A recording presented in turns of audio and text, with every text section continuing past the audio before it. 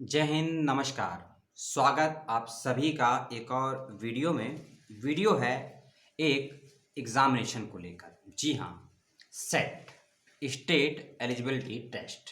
यदि आपने नेट के विषय में सुना है तो आपको सेट के विषय में भी जानकारी होनी चाहिए। क्या होता है सेट, कौन इसको दे सकता है, क्या इसका लाभ हो सकता है यूनिवर्सिटी और एकेडमिक स्तर पर और आपके जॉब के पॉइंट ऑफ व्यू से, उसकी करेंगे बातचीत। इस प्रकार एक एग्ज़ाम होता है नेट का, जिसको आप क्वालिफाई करते हैं तो आप एलिजिबल हो जाते हैं भारत के किसी भी राज्य में और किसी भी केंद्र शासित राज्य में एज लेक्चरशिप अप्लाई करने के लिए। उसी प्रकार स्टेट लेवल के भी अपने अपने एग्ज़ाम होते हैं। यदि आप उस स्टेट का क्वालिफाई कर लेते हैं सेट का एग्जामिनेशन, तब आप उसी ही स्टेट में एलिजिबल हो जाते हैं लेक्चरशिप को अप्लाई करने के लिए, चाहे सेंट्रल यूनिवर्सिटी हो या स्टेट यूनिवर्सिटी हो या प्राइवेट यूनिवर्सिटी हो या डीम्ड यूनिवर्सिटी हो। और भारत में 17 राज्य कह लीजिए, और या फिर कहे केंद्र शासित राज्य तो नहीं है, 17 जगहों पर होते हैं ये स्टेट एलिजिबिलिटी टेस्ट। तो उसी में से एक स्टेट का मैं लेकर आया हूं ये वीडियो, और कल आपको मिलेगा एक और दूसरी स्टेट का वीडियो, क्योंकि स्टेट को लेकर जो स्टेट के एग्जाम हैं उसके एप्लीकेशन फॉर्म आने शुरू हो चुके हैं। कुछ के आ चुके हैं, कुछ के नोटिफिकेशन आए हैं, तो उसी कड़ी का पहला वीडियो। सबसे पहले समझ लीजिए कि नेट से थोड़ा अलग होता है ये एग्जाम, और थोड़ा इसका स्तर भी कम होता है, परसेंटेज अप्लाई करने की भी कम होती है। नेट जेआरएफ का जो परसेंटेज मेरिट जाता है वह भी इसमें कम रहती है। एज लिमिट तो नहीं होती है, फीस लगभग उतनी ही होती है, कुछ कम ज़्यादा हो सकती है स्टेट के अकॉर्डिंग। और जो क्वेश्चन आंसर हैं वह लगभग लगभग वही होते हैं जो आप नेट के लिए तैयारी करते हैं। यदि आपने नेट के पेपर की तैयारी की है और आप जेआरएफ के बहुत करीब पहुंच चुके हैं, तो ये मानकर चलिए यदि आप ये स्टेट का एंट्रेंस भरते हैं तो आपका नेट आराम से हो जाएगा। क्योंकि जैसा कि आप हिस्ट्री से अप्लाई करते हैं, ठीक है, तो आपने हिस्ट्री का एज अ स्टेट का भी सेट भरा है, तो हिस्ट्री का जो पाठ्यक्रम नेट के पेपर में आता है उससे थोड़ा कम स्तर का या थोड़े लोअर स्तर का पेपर आएगा सेट एग्जामिनेशन में।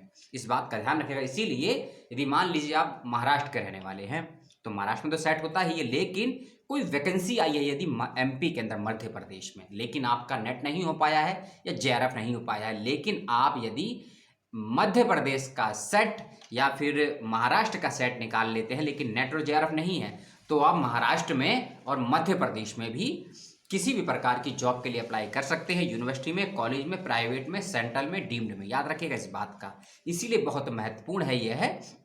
और आप इसमें कोई लिमिट नहीं है, जैसे कि जेआरएफ एक बार निकालने के बाद दोबारा एलिजिबल नहीं होता है। नेट एक बार निकालने के बाद अगर 2 बार भी नेट होगा, 3 बार भी नेट होगा तो ज़्यादा फायदा नहीं होगा। चाहे एक बार नेट निकालिए या 2 बार नेट निकालिए, आपको सेम बेनिफिट मिलता है। लेकिन सेट में ऐसा नहीं है।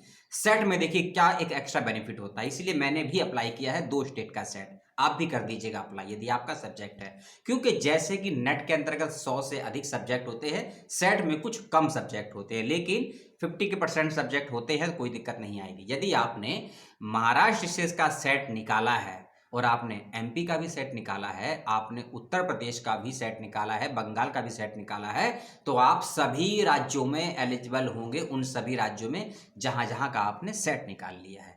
अब आपका सब्जेक्ट है या नहीं, इस बात को आपको देखना होगा। और अब चलते हैं पूरे एक एक करके नोटिफिकेशन पे। LBS centre science and technology, इस सेंटर के थ्रू निकले हैं एप्लीकेशन फॉर्म, और ये निकला है केरला राज्य के लिए। यदि आप केरला के रहने वाले हैं, केरला से पढ़ाई लिखाई किए हैं, तब आप इस एप्लीकेशन फॉर्म को भर सकते हैं। लेकिन यदि आप केरला से बाहर के रहने वाले हैं तो भी अप्लाई कर सकते हैं, इस बात का ध्यान रखिएगा। और नेट एग्जामिनेशन के लिए 55% अंक होना जरूरी है अप्लाई करने के लिए, लेकिन सेट के लिए 55 नहीं बल्कि 50% अंक यदि आपके आए हैं तो आप अप्लाई कर सकते हैं, कोई दिक्कत नहीं आएगी। एससी एसटी को जो बेनिफिट मिलता है 5% का, वह भी यहां मिलेगा, चाहे वह मेरिट हो, चाहे रजिस्ट्रेशन हो, चाहे फीस को लेकर हो। ये इस बात का ध्यान रखिएगा कि एससी एसटी ओबीसी पीडब्ल्यूडी को वे सभी लाभ मिलेंगे जो नेट एग्जामिनेशन क्वालिफाई करने पे या रजिस्ट्रेशन करने पे आपको मिलते हैं, इस बात का ध्यान रखिएगा। तो पहली चीज कि 50% अंक यदि आपके मास्टर्स में आए हैं तब आप अप्लाई कर सकते हैं। दूसरी चीज, यदि आपका मास्टर्स का अंतिम सेमेस्टर का या लास्ट ईयर का रिजल्ट नहीं आया है तब भी आप अप्लाई कर सकते हैं, इस बात का विशेष रूप से ध्यान रखिएगा। और पिछले 10 सालों के क्वेश्चंस पेपर केरला राज्य के जो भी सेट के एग्जामिनेशन हुए हैं वे सभी आपको मैं मुहैया करा दूंगा। याद रखिएगा, पिछले 10 सालों के जितने भी पेपर हुए हैं सभी के लिंक मैं आपको दे दूंगा, और लगभग 35 सब्जेक्ट हैं उस लिस्ट में। कौन कौन से सब्जेक्ट से आप सेट को अप्लाई कर सकते हैं मैं आपको आगे बताऊंगा। वीडियो को देखते रहिएगा, और पूरी वीडियो देखने के बाद कोई सवाल, कोई डाउट, किसी भी प्रकार का कोई कॉन्फ्लिक्ट मन में आता है तो पूछ लीजिएगा कमेंट करके। और डेट लगभग 6 से 7 दिन बाकी हैं फॉर्म को भरने के लिए। 26 मई 2021 लास्ट डेट है रजिस्ट्रेशन करने की, और 28 मई 2021 लास्ट डेट है फीस को पेमेंट करने की। इस बात का आप सभी बच्चे विशेष रूप से ध्यान रखिएगा। 28 मई लास्ट डेट है फीस को जमा करने की, और 26 मई लास्ट डेट है फॉर्म को अप्लाई करने की। सभी महत्वपूर्ण लिंक आपको डिस्क्रिप्शन बॉक्स में वीडियो के बाद दे दिए जाएंगे। अब चलते हैं पॉइंट टू पॉइंट चीज़ों पर। सबसे पहले आप सब्जेक्ट को देख लीजिए कि किस किस सब्जेक्ट से आप नेट को अप्लाई कर सकते हैं, और 3 मेरे महत्वपूर्ण और विशेष सब्जेक्ट है जिसमें आप नेट को अप्लाई कर सकते हैं, उसकी भी बातचीत करेंगे आपसे। ठीक है, एंथ्रोपोलॉजी मानव विज्ञान, अरबिक यानी कि जो अरबिक भाषा होती है उर्दू से बहुत अलग है अरबिक, वह है anthropology, Arabic, botany, chemistry, commerce, economics, English. ये ग्रुप बने हुए हैं। फिर से पढ़ देता हूं, anthropology, Arabic, botany, chemistry, commerce, economics and English. उसके बाद 3 सब्जेक्ट हैं गांधीयन स्टडीज, ज्योग्राफी और जियोलॉजी। यदि आपने गांधीयन स्टडीज से एमए किया है, गांधी पीस स्टडीज से एमए किया है, गांधी एजुकेशन से एमए किया है, गांधी एंड डेवलपमेंट स्टडीज से एमए किया है, गांधी एंड जेंडर से एमए किया है, गांधी एंड वुमेन स्टडी से एमए किया है, या आपने हिस्ट्री से भी एमए किया है, तब आप गांधीयन स्टडी में सेट के लिए अप्लाई कर सकते हैं। फिर से सुन लीजिए, गांधी एंड वुमेन स्टडी से एमए किया हो, गांधी एंड जेंडर से किया हो, Gandhi and development studies, Gandhi and peace education, Gandhi and education, Gandhi and human rights and यदि हिस्ट्री से एमए किया है तो आप गांधी एंड स्टडीज में अप्लाई कर सकते हैं सेट के लिए। अगला सब्जेक्ट है ज्योग्राफी, फिर है जियोलॉजी।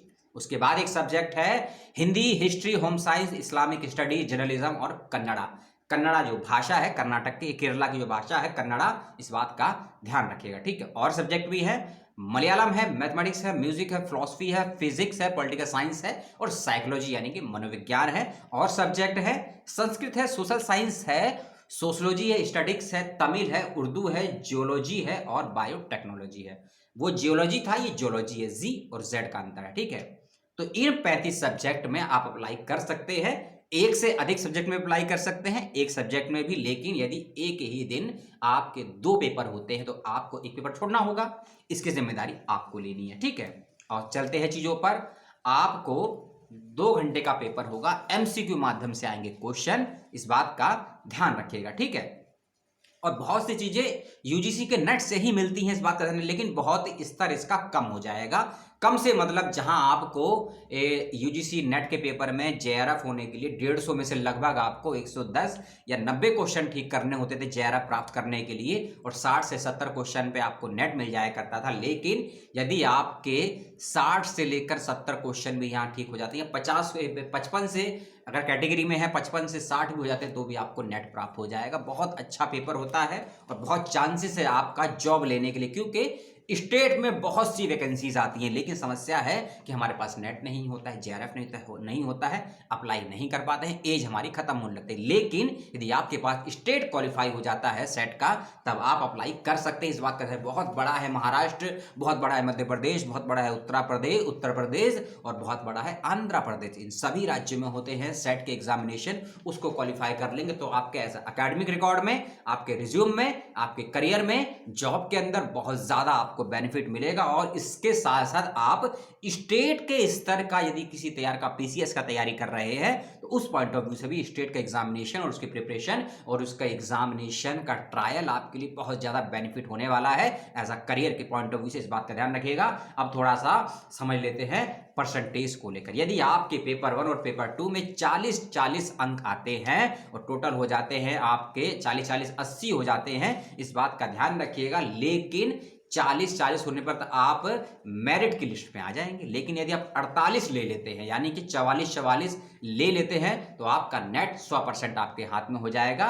SC ST और पीएचडी के लिए 35 रखा गया है पहले में और 35 दूसरे में रखा गया है। ठीक है, इसमें देखिए क्या कह रहा है, OBC SC ST candidate avail this concert should submit non creamy caste community certificate, यानी कि सर्टिफिकेट आपको देना होगा जब आप इस कैटेगरी में आते हैं, इस बात का ध्यान रखिएगा। और साफ साफ लिखा हुआ है पेज नंबर 6 पॉइंट नंबर 5.5 पे, प्रोस्पेक्टर का लिंक आपको दे दूंगा, पेज नंबर 6 पॉइंट नंबर 5.5 स्पष्ट लिखा हुआ है कि those have acquired second class master degree English और not more than 50% marks set. यदि बीएड है और मास्टर भी है तो भी अप्लाई कर सकते हैं, कोई दिक्कत नहीं है। यदि एजुकेशन से अप्लाई करना चाहते हैं और 50% आपके नंबर होंगे, आप अप्लाई कर सकते हैं। और देखिए क्या दिया हुआ point number 5 page number 6 point number 5.2 पे दिया हुआ है, mathematics physics chemistry botany zoology and MSc and MEd में 50% होने पर भी अप्लाई कर सकते हैं, कोई दिक्कत नहीं। यानी कि साइंस के सब्जेक्ट हो या प्रोफेशनल सब्जेक्ट हो, एजुकेशनल सब्जेक्ट हो,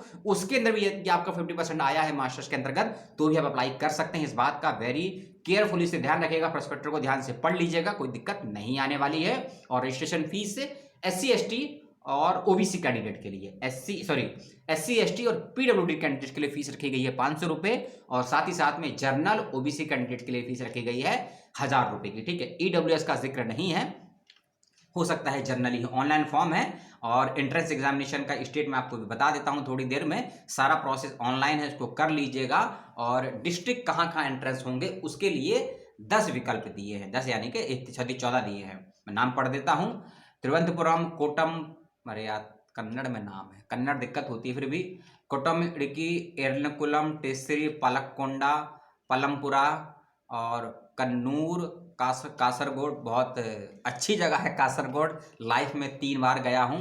वायनाड जहां के राहुल गांधी वर्तमान में सांसद है, और इसी वायनाड से गांधी जी ने अपना व्यक्तिगत सत्याग्रह प्रारंभ किए थे 1940 1942 के बीच में। यदि आप गांधीयन स्टडी से अध्ययन करते हैं तो वायनाड जरूर घूमकर आइएगा, आपको बहुत कुछ सीखने को मिलेगा गांधीयन पॉइंट ऑफ व्यू से चीजों को समझने के लिए। ठीक है, इस बात का ध्यान रखिएगा। और लास्ट डेट का जरूर ध्यान रखिएगा, 26 मई 2021 लास्ट डेट है और 28 मई 2021 फीस जमा करने की लास्ट डेट है, इस बात का ध्यान रखिएगा। पेपर आएगा 2 घंटे का, क्वेश्चन आएंगे 80 से लेकर 120, क्लियर मुझे भी नहीं है, इसीलिए क्वेश्चन पेपर को जब आप देखेंगे आपको समझ में आ जाएगा। ठीक है, इस बात का ध्यान रखिएगा। और अन्य चीज, हर सब्जेक्ट का सिलेबस अलग अलग है। 124 पेज का मैं एक लिंक दूंगा आपको, पीडीएफ फाइल का 124 पेज का, हर सब्जेक्ट का डिटेल में सब्जेक्ट की सिलेबस की जानकारी दी गई है कि किस पुस्तक से किस पॉइंट्स को आपको कितना पढ़ना है। या आप हिस्ट्री से अप्लाई कर रहे हैं तो हिस्ट्री में medieval history, modern history, medieval history, post modern history, ancient history, world war के बारे में अगर पढ़ना है तो किन किन बिंदुओं का अध्ययन करना है। ये आप सोशियोलॉजी से भर रहे हैं, साइकोलॉजी से भर रहे हैं, लिटरेचर से भर रहे हैं, तो आपको किस सब्जेक्ट का कौन कौन से यूनिट, क्योंकि नेट का सिलेबस, यूजीसी नेट का सिलेबस और सेट के सिलेबस में बहुत ज्यादा अंतर नहीं है, लेकिन यदि आपने नेट की तैयारी अच्छे से की है तो ज्यादा तकलीफ नहीं होगी आपको। सिलेबस का लिंक मैं आपको दूंगा, एक लिंक मैं आपको दूंगा, इन 35 के 35 सब्जेक्ट का क्वेश्चन पेपर आप कहां से प्राप्त कर सकते हैं। एक वेबसाइट ही है, इसी की है, LBS सेंटर की है, ठीक है ना, जो जिसमें 2010 से लेकर 2020 तक के क्वेश्चन पेपर मेरी स्क्रीन पर है। कौन सा मौजूद होगा कौन सा नहीं होगा ये आपको खोल के मैं नहीं बता सकता हूं, क्योंकि बहुत ज़्यादा वीडियो लंबा हो जाएगा। ठीक है, नोटिफिकेशन आया था 17 अप्रैल को, याद रखिएगा, फॉर्म बहुत पहले आ चुके हैं, मुझे भी जानकारी देर से आई है। ठीक है, तो रजिस्ट्रेशन का लिंक, सिलेबस का लिंक और क्वेश्चंस पेपर के पुराने लिंक और सब्जेक्ट का सभी का सिलेबस, नोटिफिकेशन, वेबसाइट, प्रोस्पेक्टर, ये सभी जरूरी लिंक मैं आपको डिस्क्रिप्शन बॉक्स में दे दूंगा। वीडियो पर अपनी प्रतिक्रिया दीजिएगा। यदि आपने वीडियो यहाँ 14 मिनट तक देखा है तो मन में जो सवाल है पूछ लीजिएगा। अधूरा वीडियो देखने के बाद, अधूरी जानकारियों को लेने के बाद सवाल मत कीजिएगा, या वीडियो पूरा देखिए। यदि वीडियो पूरा नहीं देख सकते हैं तो वेबसाइट को छान मारिए पूरा, कोई डाउट होता है उसके बाद सवाल कीजिए। नहीं तो जब सवाल करेंगे तो मैं पहला सवाल आपसे करूंगा कि आपने कौन सा वीडियो देखा, कितने मिनट तक देखा और क्या डाउट है। इसलिए ये मत करिएगा कि अगर आपके पास 15 मिनट नहीं है वीडियो देखने के लिए तो फॉर्म को भी मत भरिएगा, क्योंकि अगस्त के महीने में परीक्षाएं भी होंगी आपकी, जुलाई से अगस्त के बीच में, इस बात का ध्यान रखिएगा। मिलता हूं किसी और वीडियो में। और सेट को लेकर यदि कोई भी कंफ्यूजन है तो सवाल कर लीजिएगा। इंटरडिसिप्लिनरी सब्जेक्ट हो या आपका मेन सब्जेक्ट हो, अप्लाई ज़रूर करिएगा। एक और वीडियो में मिलता हूं कल आपसे एक और राज्य के सेट एग्जामिनेशन के नोटिफिकेशन और कंप्लीट वीडियो के डिटेल के साथ में। उसका कीजिए वेट और अपने परिवार के साथ, अपने पुस्तकों के साथ दोस्ती बनाए रखिए, अध्ययन करते रहिए, परिश्रम करते रहिए। परिणाम भविष्य और नियति पर छोड़ दीजिए। जय हिंद, जय भारत।